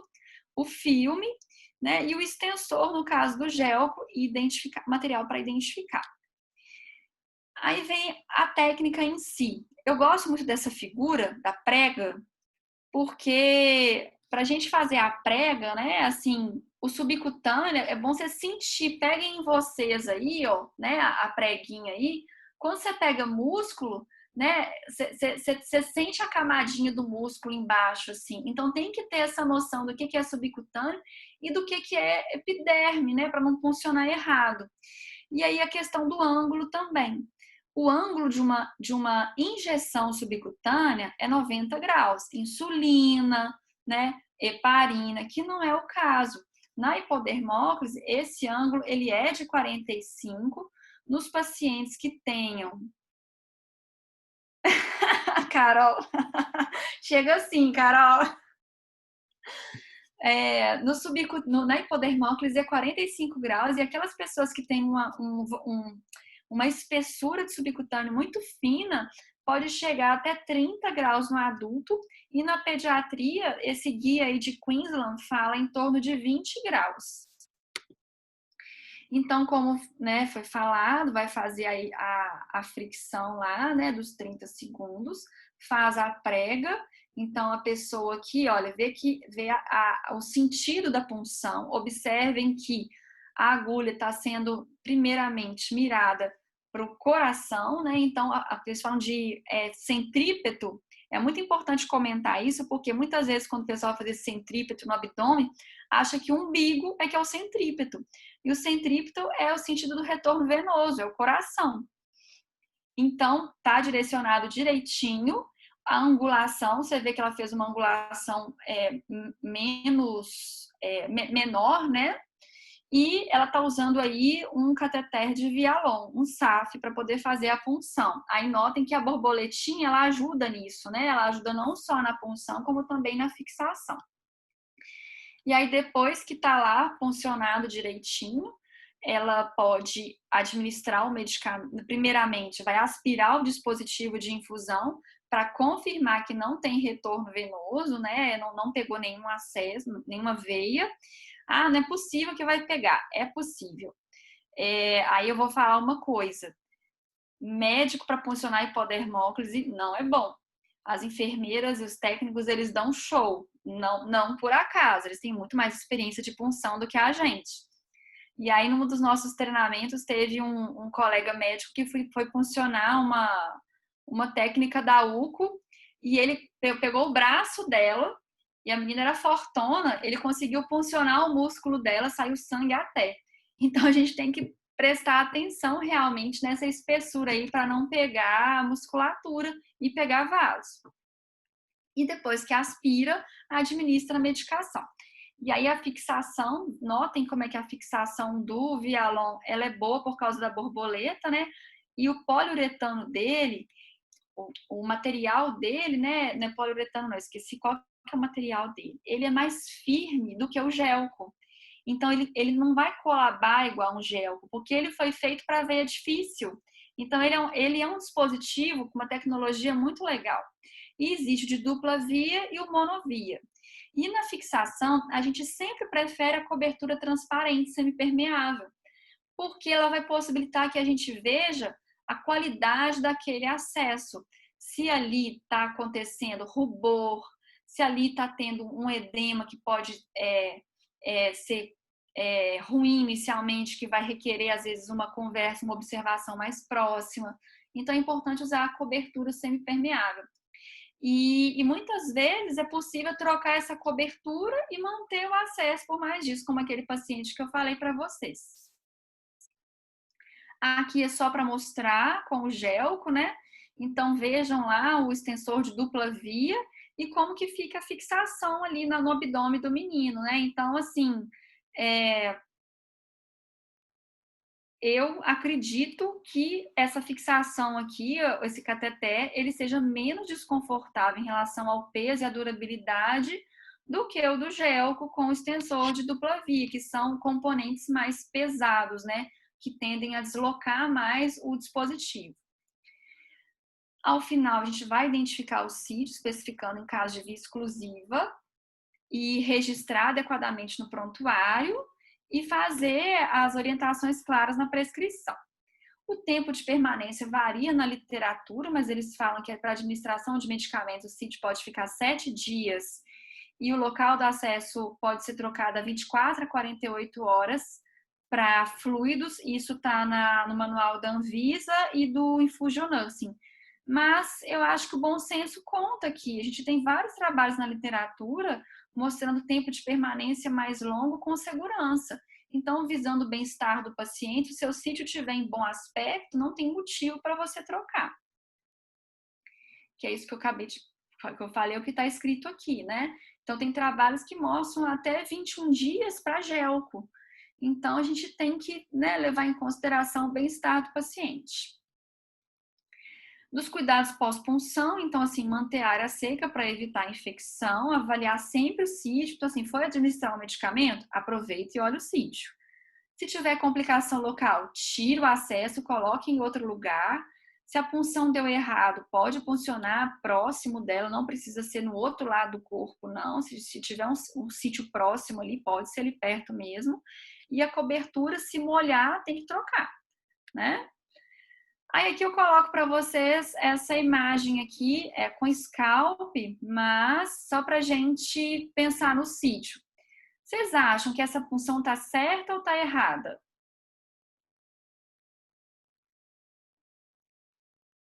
Errada.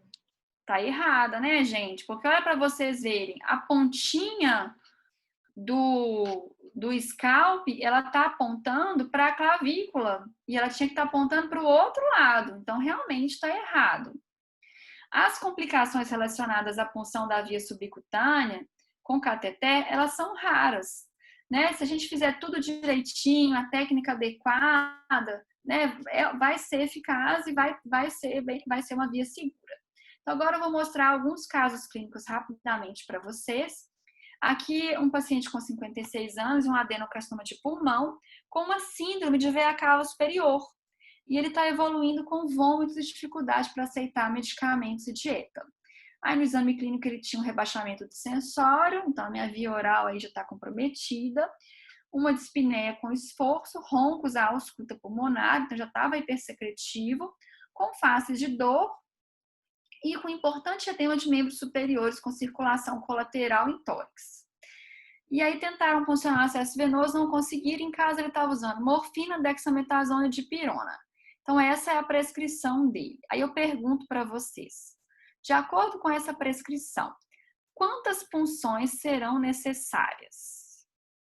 Aí eu vou dar a explicação para vocês, porque eu não cheguei a falar isso, eu esqueci. A dexametasona, ela precipita com praticamente todos os medicamentos. Ela é compatível quase que exclusivamente com a morfina. Então, muitas vezes a dexametasona é via exclusiva por esse motivo. Aí, se você for considerar que você tem que ter uma via para hidratação, uma para medicação em bolos e a outra para dexametasona, aí a pessoa vai ter 3 hipodermóclises. Fica um pouco complicado, né? O que a gente pode fazer? Por exemplo, a infusão da morfina, se a dexametasona for 2 vezes por dia, eu posso trocar ela para 1 vez por dia e fazer ela rapidamente na manhã e a morfina continuar correndo o resto do dia. Eles são compatíveis, eu não preciso deixar um acesso só para a Dex, ele pode ser administrado na da morfina. E aí, os outros medicamentos, né? Se eu tiver dificuldade de 3 sítios, eu posso sim administrá-los em outros horários. Em relação, se eu for, por exemplo, assim, olha, não, eu não vou conseguir 3 acessos aqui, eu vou ter 2 só. Então, a gente quebra um pouco a cabeça para pensar as combinações. Cadê? Quem escreveu aqui?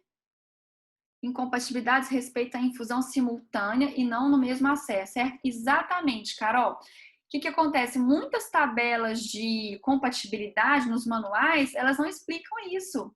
Então, assim, a dexametasona, eu posso aplicar ela em um horário diferente dos outros medicamentos no mesmo acesso. Por que a gente não faz isso no HC, por exemplo? Por causa de treinamento. Entendeu? Pensa, se eu não conseguir treinar toda a minha equipe para fazer isso de forma adequada, corre o risco da pessoa preparar na bandeja todos os medicamentos de uma vez e fazer tudo naquele horário. Vou aprazar tudo junto, porque é a hora que eu estou passando medicação. Mas se eu escolher um horário separado para a Dexa, com um intervalo de 2 horas, mais ou menos 1 a 2 horas de uma medicação para outra, é tranquilo de fazer, não tem necessidade de ficar um acesso exclusivo, tá certo? Quais as regiões mais adequadas? Então, assim, ele tem síndrome de veia cava superior. Então, eu já sei que membros superiores e subclavicular eu vou evitar. Então, eu vou tentar ir abdômen e coxa para ele mesmo, né? Isso, interescapular, talvez até interescapular esteja comprometido por causa da síndrome de veia cava. E o diluente? O diluente para todos esses aqui pode ser o soro fisiológico. Não tem nenhum medicamento especial aqui que requeira uma diluição diferente. E esse aqui, gente, tá certo ou tá errado?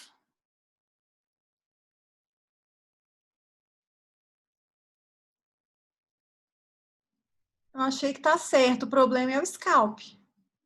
Isso, e tem uma coisa aqui, tem um leve edema, tá? Esse leve edema é normal, não tem que tirar o acesso por causa disso e tem que orientar o paciente que isso pode acontecer e que isso vai ser absorvido, é só esperar. Segundo caso, um paciente de 15 anos, portador de obstrução interna com vômitos, dor e distensão, desidratado com caquexia neoplásica, sem proposta cirúrgica e com uma ascite neoplásica e edema de membros inferiores. Em uso domiciliar de morfina, ondansetrona e dexametasona. E aí a prescrição tá aqui, gente. Olha só. Quantas punções são necessárias?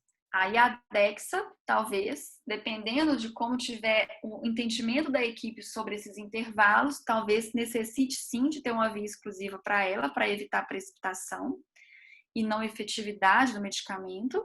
O haloperidol não é via exclusiva. Muita gente acha que é, porque fala que ele precipita com soro, é só fazer ele com ABD e fazer em outro horário, não fazer na via que você está infundindo soro, é só fazer isso.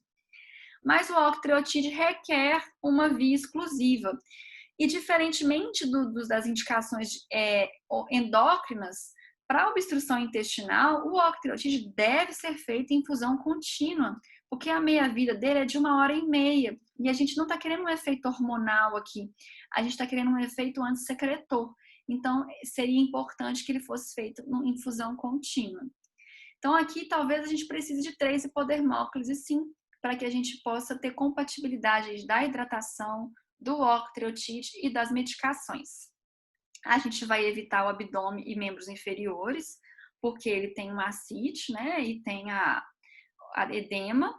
E aqui o diluente, como eu falei, né? Vai ser o ABD para haloperidol. E o terceiro caso é mais para mostrar a questão do bolsão. Uma idosa de 98 anos acamada, totalmente dependente para as AVDs básicas e com uma demência avançada.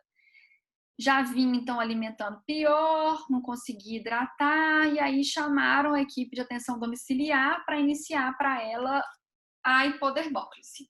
Então, foi prescrito inicialmente 1.500 de soro fisiológico para ela com glicose hipertônica, mas funcionou com gel, com 24, bonitinho, mas após 4 horas a cuidadora achou que o soro dela não estava pingando. Aí ela resolveu abrir todo o sistema de gotejamento. E aí, ao anoitecer, formou um bolsão com extravasamento de soro para a pele. Molhou a roupa de cama, tudo. Que foi esse bolsão aí que vocês podem ver nessa região aqui, ó. Na lateral aqui, tá vendo? Então, primeiro, por que não estava infundindo, tá? Vou contar para vocês. Porque ela estava numa posição que estava comprimindo o catéter. Então, não estava infundindo por esse motivo. E aí, quando a cuidadora abriu o equipo, foi a hora que era a hora dela mudar a idosa de decúbito. Então, ela possibilitou que esse volume corresse mais rápido e ela ainda abriu todo o equipo. Então, formou o bolsão. Qual que foi a orientação aqui? Aguardar que vai absorver. Isso que aconteceu. A idosa não queixou dor, não apresentou nenhuma face de desconforto, nem incômodo local, e foi absorvida e foi tranquilo. E aí, como a gente vai tratar complicações? Então, do bolsão eu já falei. Olha, mas eu tenho um gotejamento muito baixo. Como que eu vou resolver isso? Equipo de microgotas. Então, assim, eu não vou ter bomba de infusão em casa, mas eu consigo um equipo de microgotas para fazer em casa. E isso possibilita que eu faça numa velocidade menor, né?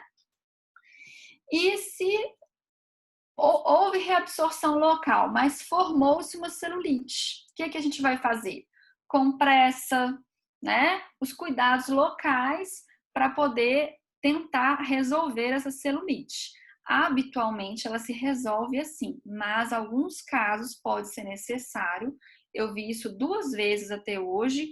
Em São Paulo, uma vez, que uma idosa teve uma celulite com cefepime, e vi no HC uma idosa que teve celulite com dipirona, porque teve uma infusão rápida. Nem sempre precisa de ATB. Já teve casos lá no HC que a gente não iniciou e resolveu. Entendeu? Mas, assim, na dúvida, né, vai ser a avaliação clínica sua. Se você acha que não está respondendo bem a compressa e medidas locais, inicia. E aí, para terminar, eu trago para vocês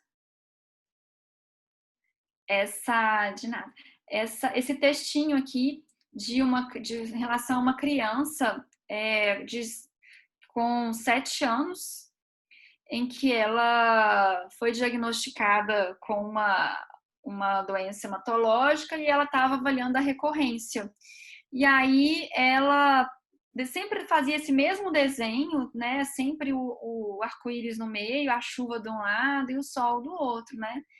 E aí ela, na conversa com a psicóloga lá, né? Perguntaram para ela, né? Tipo assim, o que significa esse desenho para você? E ela falou assim, é porque eu não sei de qual lado do arco-íris que eu tô. E aí a psicóloga perguntou para ela, né, o que era o cuidado paliativo para ela. Aí ela falou que era Foods, Toys and Love. Foi a resposta que ela deu para a psicóloga. Então fica aí, eu aproveito para convidar vocês. Dia 10 é o segundo domingo de outubro, sempre é o dia que a gente comemora o Dia Mundial dos Cuidados Paliativos. O tema da campanha esse ano é o meu cuidado, meu conforto. E a geriatria do HC, o Edgar, ele é consultor do CONAS, então o módulo do curso de geriatria desse ano, o módulo de paliativo do curso de geriatria, vai ser parte dele vai ser uma discussão de casos clínicos de idosos nessa comemoração do Dia Mundial. É um evento da geriatria especificamente, assim, a gente está entrando de apoio aí, né? Ano passado a gente fez o nosso, né? A Tati ajudou muito, né? A Sarinha também, a Lívia, a Iesca apresentou o caso. A gente fez uma movimentação muito legal. E eu espero que para o próximo ano, né, Tati, a gente consiga articular para fazer isso juntos, né? Fazer novamente do HC, como a gente fez ano passado. Dessa vez a gente pode fazer uma participação maior divulgação, né, para que a pediatria tenha mais mesas, mais espaço para a gente crescer no paliativo da pediatria também. É isso. Agradeço vocês. Acho que eu falei demais, vocês desculpam, tá? Mas é porque poder móvel parece que é um pedacinho de coisa, mas tem muita coisa, né? Tati, foi excelente, super completa a sua aula. Eu não tenho um monte de dúvida, algumas eu fui fazendo as perguntas ao longo da sua apresentação. Então, eu queria perguntar uma coisa, assim, porque a gente vê muito o uso da hipodermóclise no cuidado paliativo e tal, mas a gente tem usado em algumas situações no paciente que não tem nenhuma doença crônica, que está com uma infecção aguda. Então, recentemente, essa semana, a gente usou antibiótico por hipodermóclise numa criança com intestino curto, que estava com infecção de catéter. A gente teve que associar 2 antibióticos, um deles a gente usou de 24 em 24 horas, então a gente fazia no catéter, mas o outro, que era de 8 em 8, a gente fez por hipodermóclise e deu super certo.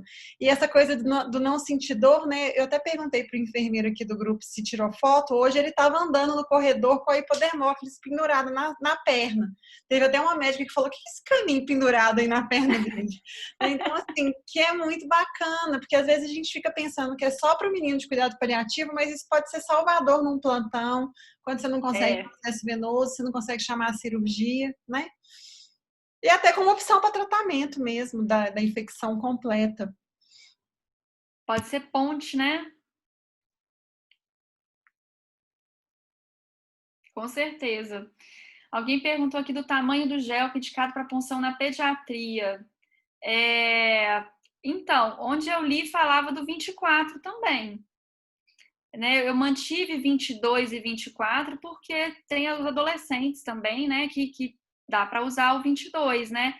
E assim, às vezes é o que a gente tem no serviço. Então, por exemplo, lá no HC, no início, a gente tinha Nexiva 24, mas eram poucos. Aí eu consegui um tanto com o laboratório, ficava com a nossa enfermeira, aí todo paciente que tinha, ela já tinha para poder funcionar. Hoje no HC não tem mais 24, só tem o 22. Então é o que a gente tem, né? E assim, o pessoal da enfermagem lá adora funcionar eles falam que é o Netflix. Entendeu? Porque realmente, gente, para o paciente é muito mais confortável e dura muito mais. Na prática a gente vê isso, né? Tem que sentar a bunda na cadeira e escrever, né? Fazer o estudo, né? O trabalho, né? É isso, estava pensando isso, sabe? A gente faz tanto, funciona e não escreve. A gente tem que fazer um manual de coleta de dados, levantar todos os meninos, escrever, podemos fazer multissêmico, porque assim, na pediatria tem muito pouca informação. Esse manual da NCP de hipodermóclise em pediatria, ele é muito bacana, mas ele não respondeu uma pergunta que a gente tem que nos angustia muito, que é o quanto que é a diluição mínima para a gente poder infundir essas drogas no subcutâneo. Então, no manual de adulto tem as infusões, no manual de pediatria, a parte de diluição, né, ela vem em branco. Então, é uma coisa que eu acho que a gente tem que começar a produzir essa informação, porque eu procurei. Mas Claro é que por eu não isso que eu procurei falei com alemão. vocês. Eu não É porque a procurei diluição alemão. vem das bombas de seringa. É por isso. Eles não acham, entendeu? É por isso. Não tem na literatura mesmo. Que tudo que você vai ler, quem tem experiência é lá fora. E eles têm bomba. Então, assim, qual que é o volume final de diluição? Tamanho da seringa. Eu fico feliz, porque a gente tem bomba. Então, a gente fica mais tranquilo de saber isso, assim, mas é porque eu nunca li. Eu sei, também eu não leio, eu não procurei no alemão, né? Eu acho que se você puder compartilhar essas literaturas com a gente, vai ser muito bom. Sim, eu mando sim, pode deixar. Ô, Tati, então vocês estão fazendo sem diluir? Então, Tati, tem mais ou menos um ano, porque quando eu escrevi a revisão narrativa, eu comprei um livro que é o Siring Drive. Pois é, eu lembro de você já procurando as seringas e eu descobri que tem na neonatologia, tá? Pois é, mas as da ANEL são da ANEL. Tem no adulto, A só gente que não consegue. eles não me deram elas ainda. E como eu estou em trabalho remoto, eu não estou lá para cobrar. Mas quando eu Não, voltar, eu volto para cobrar. E aí... Lá no setor pediátrico tem também, não é só na ANEL, não. No pediátrico a gente tem também. Tem Vocês têm também. lá? Tem bastante. Mas vocês quase não usam, né, Ju? Agora tem usado mais, tá? Tipo, com essa questão da limitação de analgésico por conta da pandemia. Todas as analgésicos a gente está prescrevendo em bomba de seringa. Então tem bastante lá agora. E a bomba de quantos ml lá? Normalmente a gente usa na seringa de 60. Ó. Mas tem as menores, né? Se tiver menor, é até melhor, né? Porque olha pra você ver, a bomba de infusão, né? Que a gente coloca os medicamentos nela, normal, né? Fica um volume grande nela.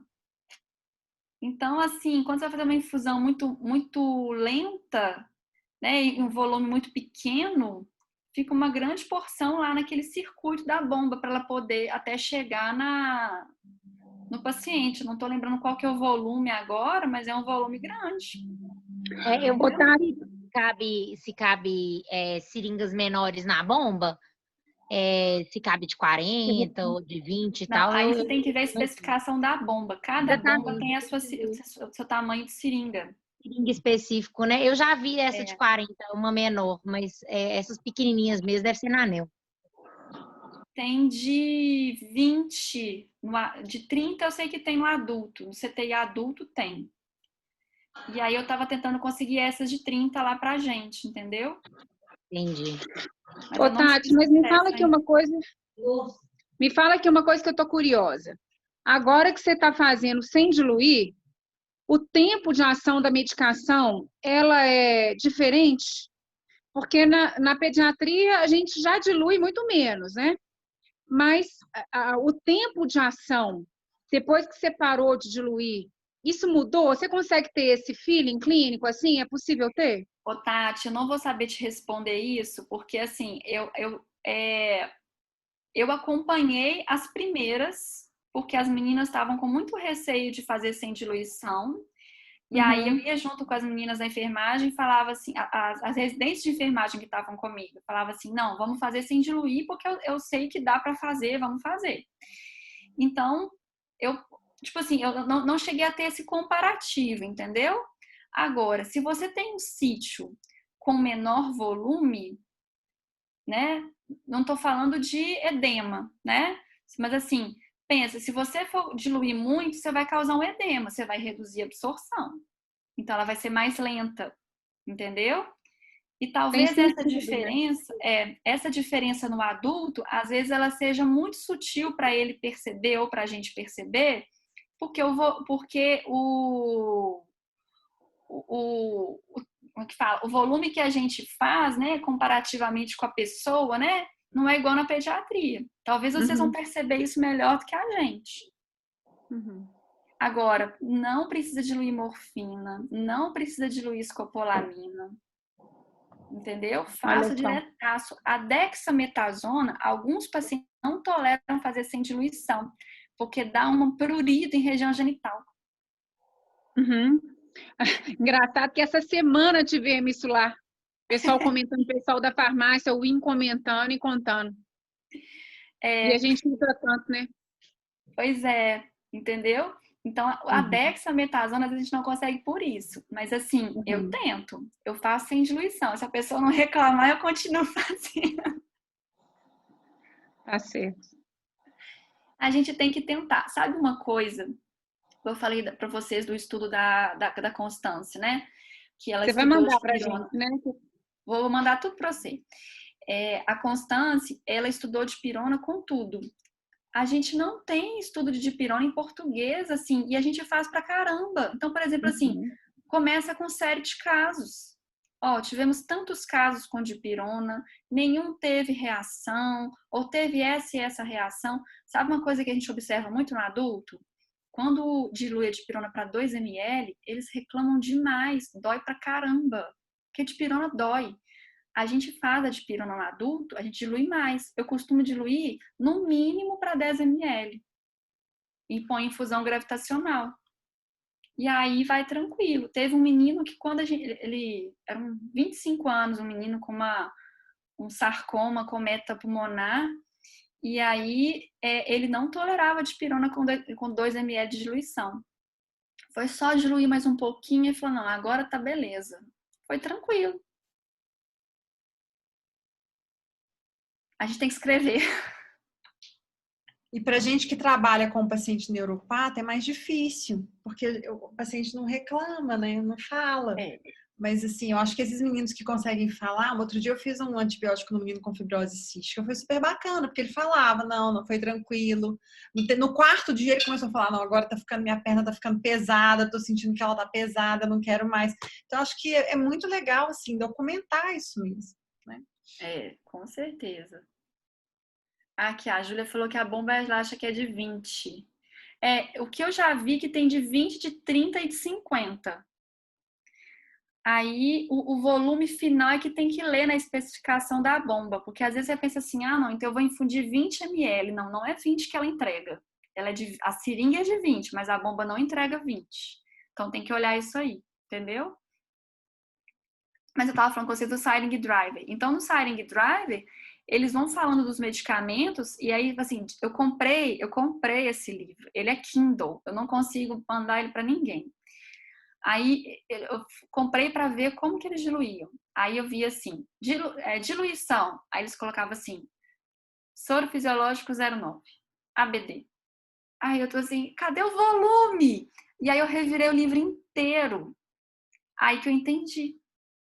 Eu falei, E aí no trabalho da Constance, você vê isso. Porque ela foi diluindo bastante, entendeu? Para várias concentrações. Mais morfina, menos morfina, mais dipirona, menos dipirona. Dipirona com escopolamina. Dipirona com haloperidol. 3 medicamentos, 2 medicamentos, 4, entendeu? Aí foi bem legal. Depois eu mando para vocês que vale a pena. Vamos ler. Excelente, Tati. Muito, muito, muito obrigada. Foi muito bom, muito completo. A gente acha que a gente sabe, mas sempre a gente aprende mais um tanto de coisa, né? E vocês produziram um tantão, né, Tati? Vocês estão fera, viu? Esse trem tá rendendo, legal demais. Eu lembro quando começou. Pois é, muito começou legal. porque eu estava grávida. Pois é, nossa, muito, muito legal ver, assim, né, a trajetória do negócio, e o tanto que você ampliou isso e as produções todas. Não, e o Muito mais legal. legal disso é que foi em conjunto, né? Então, assim, a Claudimeire, que é a nossa farmacêutica, ela teve um papel fundamental. Então, assim, até hoje, igual, por exemplo, nesse curso, esse módulo de geriatria, esse módulo de paliativo do curso de geriatria, eu pedi a Letícia e a Raquel para fazerem a parte de podermóclise geral e a Claudimeire está fazendo a de medicamentos e solução. Né? Eu falei assim, não, assim, as meninas mandam super bem, então tem super experiência lá, entendeu? E aí a Claudimeire já falei assim, olha uma revista para a gente mandar essa revisão narrativa aí, e a gente atualizar a nossa tabela, porque acho que a gente deveria fazer isso com frequência, né? Todo ano, tipo assim, o que saiu? Agora saiu de Tazocin, vamos pôr o Tazocin na tabela, porque agora a gente pode colocar. E sempre atualizando isso. E o sonho nosso era conseguir o protocolo, né, no HC, mas a gente não conseguiu. Tá lá engavetado. Vai chegar lá, né, Tati? Você vai chegar lá. Né? E aí vocês Foi muito começam a bom, muito produzir obrigada. também para a gente colocar as tabelas, as duas. Talvez vai sair daqui a primeira forma de diluição em pediatria. Uai, Porque quem nem sabe? nos manuais lá de fora tem Não isso. tem, não tem mesmo. Uhum. Tati, É. vamos fazer um protocolo de coleta e fazer um multicêntrico, CGP, HC, Odilon, que a Paty está aqui, Vamos, Caminhos para Jesus, vamos embora. vamos fazer. A gente pode fazer isso sim. Eu acho que isso é que vai ajudar a gente a ter mais segurança, né? Para poder fazer. Uhum. Isso aí. Muito obrigada, viu, Tati? Valeu demais. Eu agradeço. Depois eu vou te ligar para papiar. Tá joia, liga sim. Obrigada, Tati. Semana que vem, então, é beijo. farmácia. É o papel da farmácia nos cuidados paliativos pediátricos, certo? Certo. Um beijão. Tchau, tchau. Beijo, obrigada, Tati. Até. Obrigada a todos.